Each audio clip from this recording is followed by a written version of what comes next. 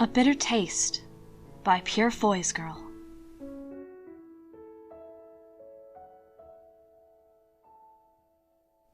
Chapter 6.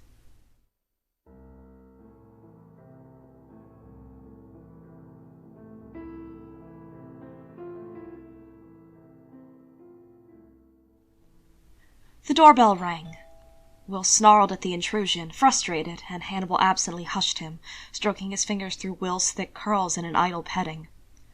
"That will be your clothing," he said, drawing back just slightly to look down at Will's upturned face. A slight smile curled his lips when his gaze dipped lower. With effortless dignity he pulled the robe back up over Will's shoulder, crossed the material over his hips, and retied the sash, murmuring, "You look quite feral this way, Will. Suits you." His gaze skipped to the mess of shattered porcelain and food on the floor, adding, "Though I think you lack subtlety in your approach. Watch your feet when you remove yourself from my plate, please. Wouldn't do to have you wounded so soon." With that, he gave Will a caressing pat on his hip and moved briskly to answer the summons. Trembling, Will slid one leg out, his toes finding the seat of his chair, smeared with the remnants of his uneaten breakfast, dotted with tiny shards of porcelain that prickled at his skin. He impatiently swung off the table, skittering over the mess. Troubled, he grabbed the linen napkins from his scattered place setting and did his best to wipe it all into a smaller pile. Lacking any other recourse, he left the pile covered and padded back toward the front entrance, hearing voices raised in mild, shrill chatter. Mathilda. Fuck, he breathed, aggravated. He didn't usually leave anyone behind him to complain about how their gigolo exited their lives, so Mathilda was, unfortunately, a first. He pushed open the panel to Hannibal's office and came upon the pair of them in the midst of a disagreement. Hannibal standing behind his desk, looking faintly amused by how badly she was behaving, and Mathilda querulously saying, "He's been living with me for the past week, for heaven's sake! He isn't exactly a cheap date! And without even a word of thanks, he winds up in your keeping? Honestly!" "Mathilda," Hannibal said, only the slight shift of his eyes betraying that he knew Will was even there. "You're clearly not yourself. I expect you've been under a great deal of stress recently, all things considered. When you have a moment to consider, I'm sure you'll agree that Will is a grown man who owes you nothing. Unless you assume your support of him gives you some type of ownership." Will glowered, seeing her shoulders stiffen in affront. "Is that how you see him, Mathilda? As an object? A pet?" Will shivered, feeling phantom fingers in his hair, stroking and soothing him, fingers that were not, in fact, Mathilda's. "Of course not!" she snapped, propping her fist on her hip. "Then please accept these funds to cover Will's expenses," Hannibal said, urging a slip of paper on her that he'd been holding this whole time. "And what reason do you have to pay his way?" she asked, haughty with offense. She was too good to take the check, too proud and too stubborn, but that didn't make her any less pissed. "Will came to me for help," Hannibal said, laying the check on his desk and sliding it toward her. "Our arrangements are our own, and not a subject for conversation." "Well, I can only imagine he'll be half as entertaining for you as he was for me," Mathilda said, tasting her sour grapes in full flood, Hannibal's soft, almost smug smile only fanning the flames. That was all it took for Will to saunter across the room into her eyeshot, tousled and still flushed, though now, with anger, deliberately tugging at the smooth knot Hannibal had tied to bare a strip of his pale skin from throat to navel. "William! Darling, I was just trying to convince Hannibal to let you come home." "Oh?" he asked, propping his hip against the desk to lounge against it, knowing what a sight he was. Practice makes perfect. "Yes," she said, her nervous laughter sounding false and hollow. "When I got his message about collecting your things, I decided to come in person and make sure this was what you wanted." "Believe me," Will said, a suggestive smile tugging at his lips. "This is exactly what I want." It took her a moment to process, lodging somewhere between how he'd made her feel when he was with her and how he was behaving right now. The strange, tight grief that rose to cover her anger robbed him of his victory. Money and position aside, she was just a woman as any other, facing the truth of how ephemeral his presence had been in her life. Had she thought it would be something? He wasn't sure. All he knew was that he felt more a monster in that moment than he had when he'd considered ripping her throat out. At least that would have been quick and kind. Well, Hannibal said, grasping his shoulder from behind, his warm touch bringing him back from his dark thoughts, but not all the way. As you can see, he's quite well and under no duress. Shall I see you to your call, Mathilda?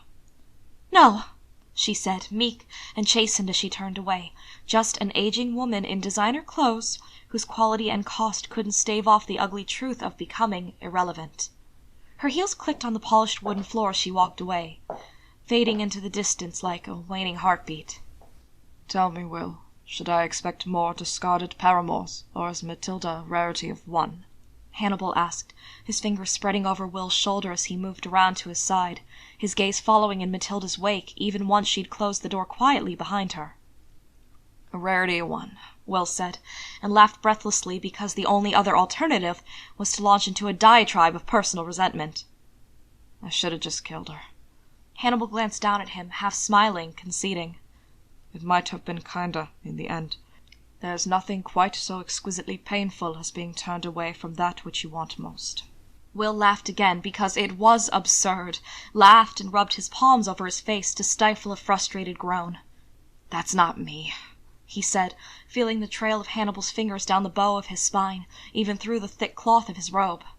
That's just not me. You doubt your own appeal, Hannibal mused, hand sweeping back up to tug gently at Will's curls, forcing him to look up.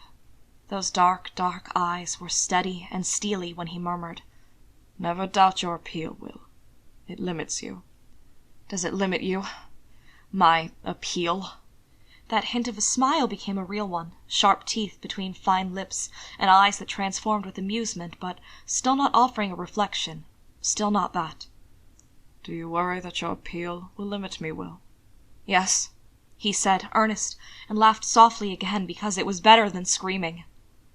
There has never been anything yet in this world to prevent me from doing anything I've wanted, Hannibal assured him, removing his hand entirely to unroll his sleeves. As I've said before, you're very fetching when you're helpless. He honest-to-God grinned when he said it, fastening his cuffs and buttoning up his shirt with careless ease. Should I endeavor to be helpless more often? Will asked, caught between amusement and indignation, cat-like in his irritation. Surprise me. You've done an excellent job of that so far. Will pushed away from the desk with a grin, sighing and stretching, feeling strangely ungrounded from seeing Mathilda in her last moments of youth revisited. He spied his small bag near Hannibal's desk and hefted it, aware of the man dressing in the discarded pieces of his suit in preparation for his next appointment. Ah, Will, before you go, Hannibal said, adjusting his tie just so, checking his cuffs once more, and tugging them so that they peeked from his suit jacket. There's a utility closet in the hallway.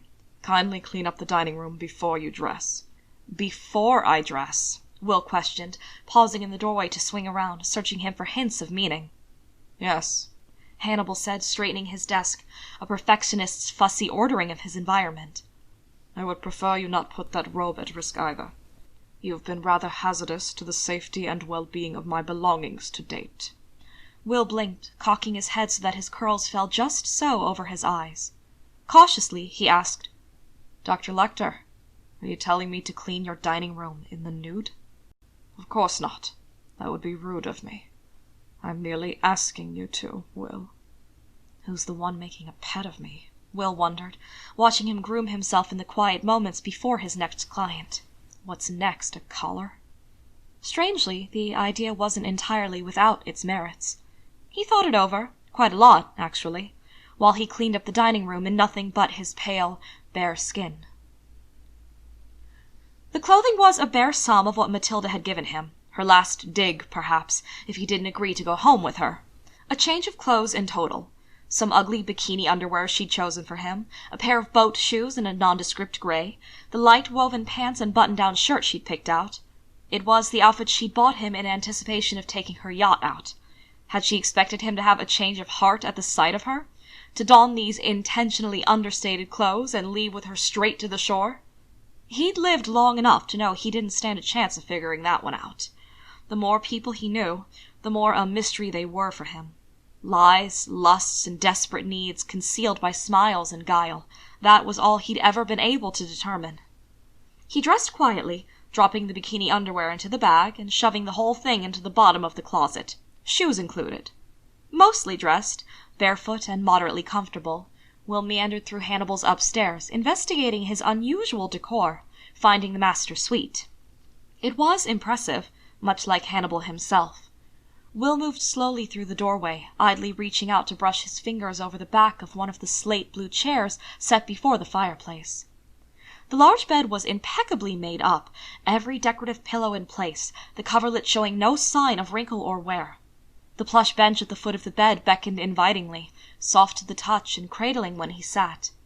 He twisted to look at the headboard, his eyes scanning the pictures to either side of the frame, looking for nothing he could name except maybe a glimmer of understanding in regards to Hannibal Lecter.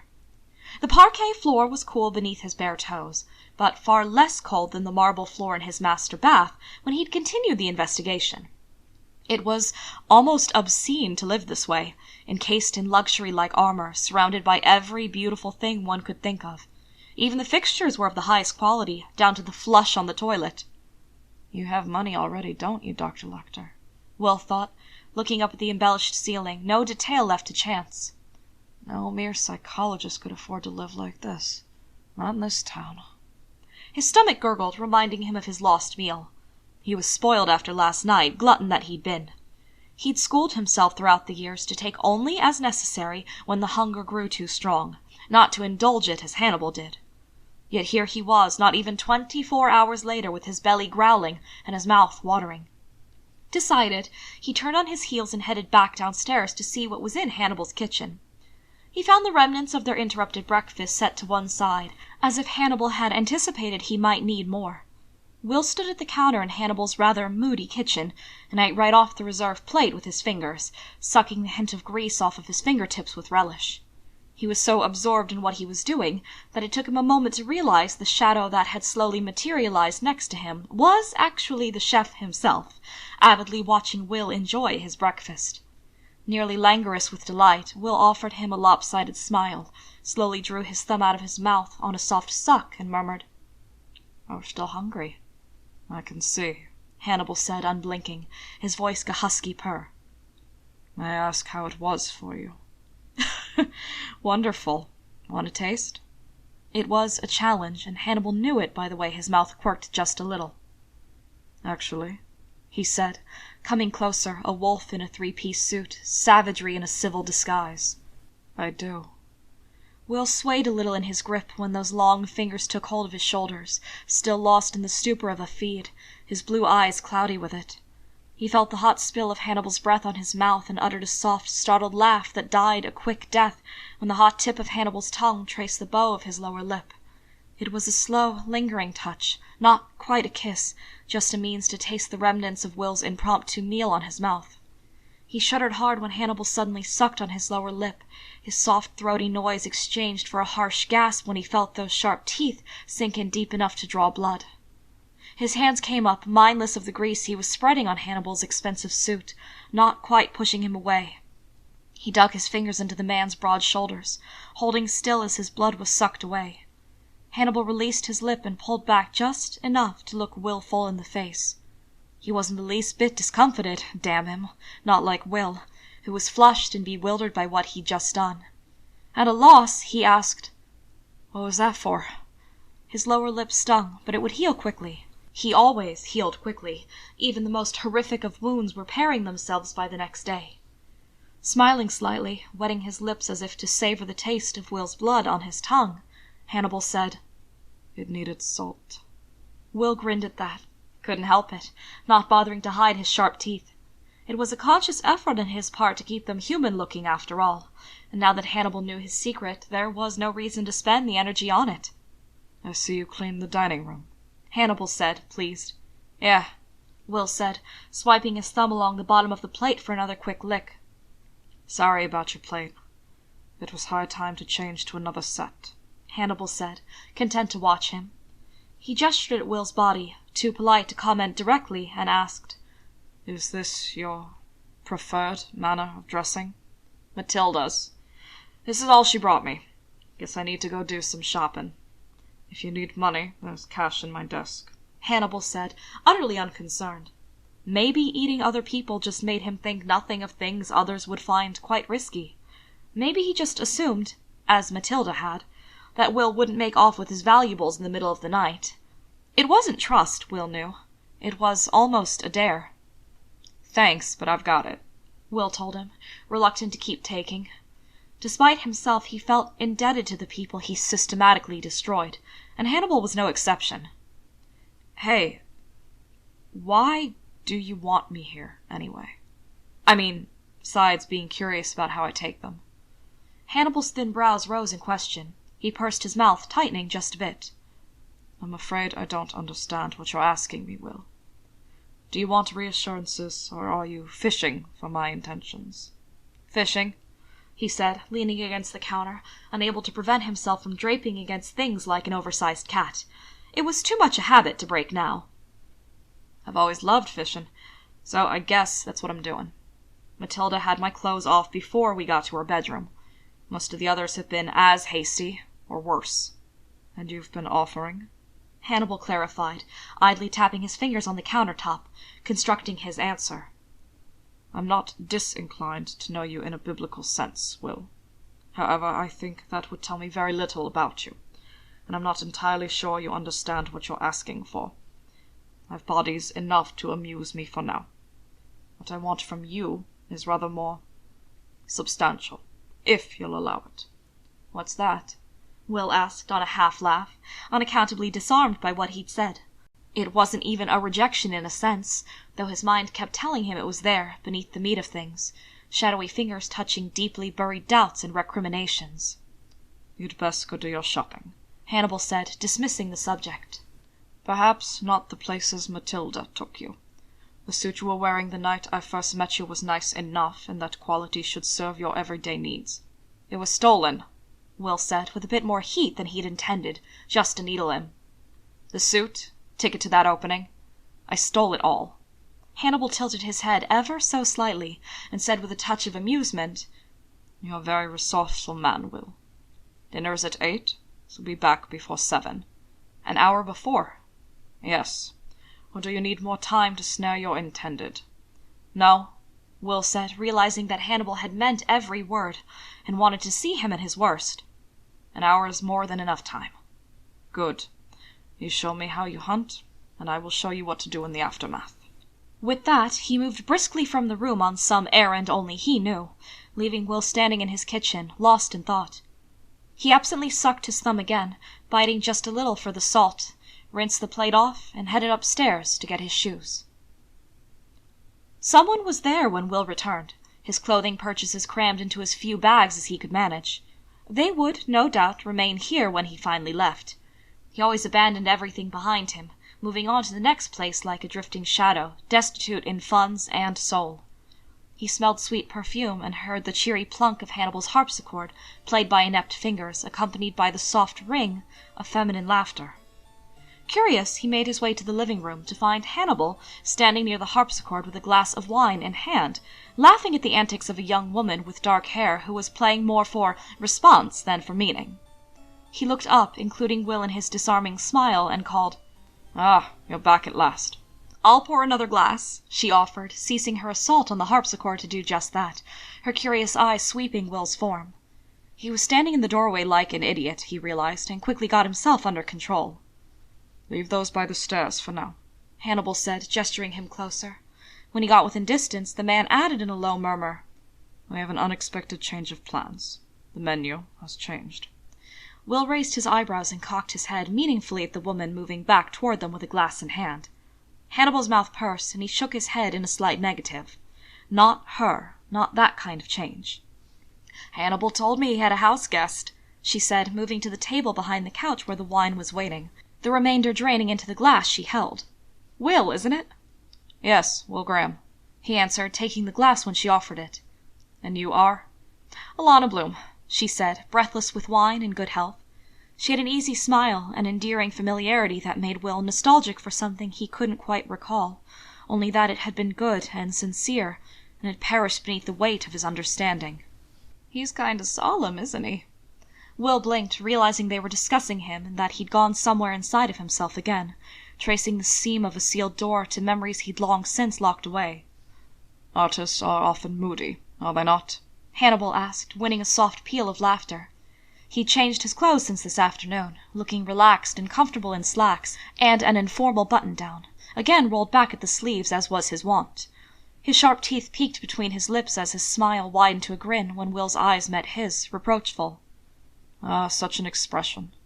Moody and imploring by turns. We are neither of us safe, Alana. She found that funny, though. Will couldn't imagine why. Couldn't make sense of why she'd sneaked shy glances at him from behind her wine-glass like he was being far more entertaining than his simple sullen silence allowed for. "What practice is your art?" Alana asked him, smiling. Her open appreciation of him threw Will off his stride. Be alluring, be innocent, be all the things you seem, he reminded himself, a litany of prayer to conceal his true self from this kind, open woman who simply wanted to have a normal conversation with him, something to be expected of a fellow human being.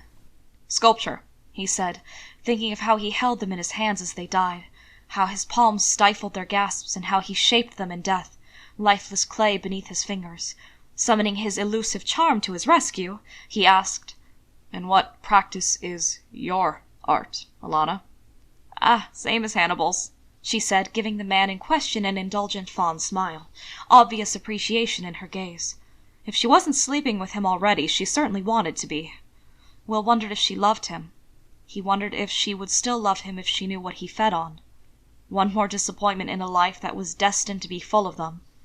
He was my mentor, actually. I wouldn't be where I am without him. "What, half drunk in his living room?" Will asked, immediately biting his lip to forestall any other glib comments that came to mind. Alana, however, found it honestly funny, and laughed, saying, "Clever, too. He always was able to find brains in his beauty." "I found you, didn't I?" Hannibal reminded her, managing to actually make her blush. Will sighed at that, exasperated and out of patience. "I'll just leave you two to it." "No, don't go!" she protested, reaching out to snag his elbow. "I need your help in the kitchen, Will," Hannibal said, backing her up. "Both of you, if you don't mind. Though I'm not sure you should be handling any knives this evening, Alana." "You know it takes a lot more than a few glasses of wine to get me drunk, Hannibal," she said, chuckling softly. She took another deep drink of her wine, her fingers clenching softly on Will's arm where her hand was still hooked. She realized and made a little moue of embarrassment, saying, "Sorry, I should have asked before doing that." "Oh, Will doesn't mind it," Hannibal assured her, and met Will's gaze with his own steely, steady dark eyes, daring him to revolt. "Do you, Will?" Will stared steadily back at him, remembering those sharp teeth in his lip and the keen, sweet sensation of it. He deliberately ran his tongue along his lower lip, pleased when Hannibal's eyes followed the slow movement, and murmured, "Whatever the doctor orders." Alana, it turned out, was a sophisticated mess. She was humorous and flirtatious, absolutely accepting of Hannibal's teasing and Will's turns of moody silence. It was strange to meet someone who did not have any discernible reaction to his troubled retreats into thoughts. Face value. That was Alana Bloom, all cards on the table with no regrets. He was, in a word, charmed. And it did not go unnoticed. The third time Hannibal's dark eyes flicked curiously from Will to Alana over the course of their dinner, Will looked up to catch it. There was an air of calculation in Hannibal's glittering brown eyes, thoughts and plans that gave Will a pang of concern for Alana's continued good health. He couldn't keep it off his face, apparently, and Hannibal smiled in that cruel, cat-like way of his, delighting in his concern. When Will scowled at him, he merely turned his attention back to Alana's laughing description of some event she'd seen play out on the Quantico campus, as if it was the most delightful and intriguing thing in the world. "Ah, that was delicious, Hannibal," Alana said, falling back into her chair with a content sigh. "You have your own kind of magic, don't you?" "I merely strive to do justice to a sacrifice," Hannibal said, amused. "Would you like to return to the living room to continue your assault on my harpsichord?" She laughed again, loosened with alcohol and secure in close friendship. "What about all this?" "I'll take care of it," Will murmured, finding a way to escape the worry. The tension between Hannibal and Alana was like a thread knotting around him, coiling him in with cruel smiles and careless laughter. He had no idea what other violence might occur tonight, what manner of death would come, but he felt that if he was not present, perhaps Hannibal would not indulge his curiosity on that count. What would you do, Will? How would you feel if I used this lovely, lively creature to show you how I hunt? Oh! Alana said, looking from him to Hannibal and back again, adding with a note of question, We'll help. I believe Will is quite capable of handling this on his own, Hannibal said, angling a look at him that Will couldn't quite discern. It was still calculating, that was all he needed to know, weighty with decisions being considered and discarded. Will you join us when you've finished, Will? Of course, he said, pushing his chair back as he stood, piling his setting onto his plate. This won't take long. Shall we? Hannibal asked, holding his hand out to Alana as he stood, graciously helping her to her feet. They moved down the hallway and out of earshot, taking their light conversation with them. Will's thoughts turned inward as he cleared up the dishes. Hannibal was obsessive about his kitchen, leaving it nearly pristine in his wake except for some last-minute items needed just prior to serving. They took long enough to put to rights that Will hoped Hannibal had abandoned whatever had been moiling behind his dark eyes. Will you hunt for me? Could he, when it came down to it? If Hannibal was to choose the intended target, could Will do as he was bidden, as his monstrous nature demanded, and settle whatever score had accrued? What if Hannibal's ideal victim was a woman in her full flush of youth, like Alana? What would he do if that became the intent? What would Hannibal do if he refused? Frustrated, Will pushed his damp hands through his curls, the scent of expensive dish soap lingering faintly on his skin. There was no avoiding going back to join them, and he knew it. Absconding to bed without a word would be unforgivably rude. At least I'm not hungry, he thought, rubbing his flat belly. That, too, would never change. No matter how he gorged himself. He had tried on the heels of his abstinence, wondering if stuffing himself would give rise to padding that might later stave off hunger. It hadn't. He'd awoken the next day lean and trim, with the same athletic build he had died with. The same went for shearing his curls or piercing his skin.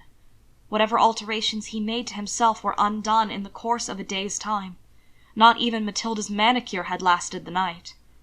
The pair of them were sitting on the couch before the fire in quiet conversation when Will returned to the living room. Alana seemed a little reluctant to break contact at his arrival, her smile of welcome at odds with her posture. Hannibal seemed unaffected, or else simply not invested enough to consider it an intrusion, and merely watched Alana react. So, Will said, shoving his hands into his pockets, definitely the third wheel.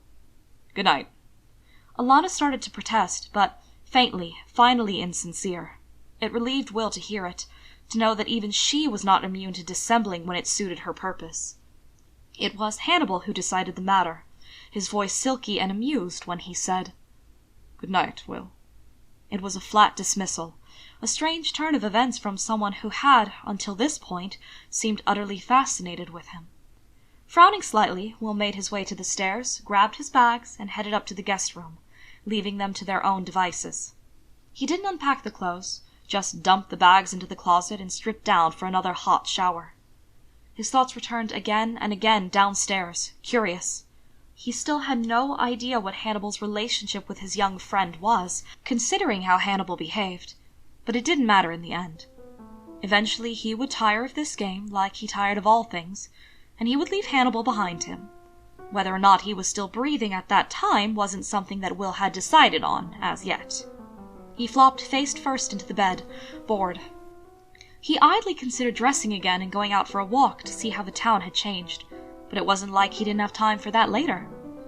Closing his eyes, he once more thought of his mother and sister, wondering why his memories of them seemed so very far away, and why his life before his rebirth came only in snatches and glimmers, vanishing at the lightest touch.